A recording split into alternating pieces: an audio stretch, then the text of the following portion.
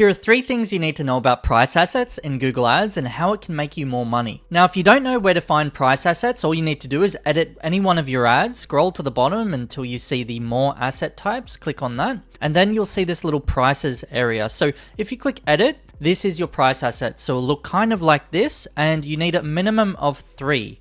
And so there are rules that you have to follow. You cannot be promotional, you cannot be salesy, you cannot have like discount, 12% discount or free shipping. You can't add any of that, unfortunately. So I'm going to walk you through what you can actually add and some tips to make it better. So the first thing that I want to say is that it does not affect your quality scores, unfortunately. So Google has actually removed the expected ad CTR from the calculations. So your assets do not affect that, which in turn does not affect your quality scores. But the bright side is it affects your ad rank. And so as we know, ad rank affects where you're positioned on the search results page for your ad. So if you add assets, Google is going to look at the asset, like this price asset, and determine the expected impact that it has on your actual ad rank and other formats, right? So if you tend to have price assets there and your competitors don't, and Google has a really relevant spot that would be great for price assets, they'll reward you the top spot instead of a competitor because you have a relevant price asset, right? That's why it's a good idea to add price assets and other assets because it can impact where your ads show. Let's go back over to here. This is what it looks like. This is just a sample price asset. We'll click the edit pencil, but you can just add a new one. Now, as you can see by default, it tries to add 5 at a time. So I recommend if you can start with 3, that's great. Just,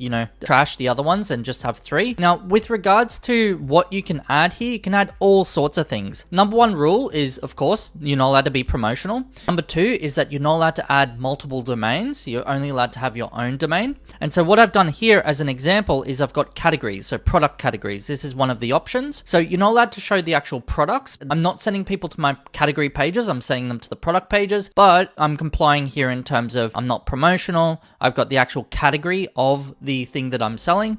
And you can see I'm doing it for the other 2 here, going to their respective landing pages, right? So you can get away with that. And what I've done from the price qualifier is I've got a from price, and then I've just used, the from price, right? So I don't do the discounted rate because it's a bit misleading. If you're saying like, if they buy 3 packs, they get $40 off, or it comes down to $40 and they go to the page and then they see it's actually $59.99 for 1 pack, then they feel misled. So it's better to not mislead people and just have, the standard price per product, etc. Now, the third thing is you want to make sure that these are relevant to the actual thing that you're selling, okay? And that will affect your ad rank because Google will look at the expected impact of the assets and how that's relevant to the ad you're selling. So if the main ad that I have within this campaign, or if I've got a few different ad groups and I'm selling different things within the category, so let's say it's all around NMN and creatine and stuff like that, then you'd want to make sure that whatever's in your price assets for this campaign is related to the category. So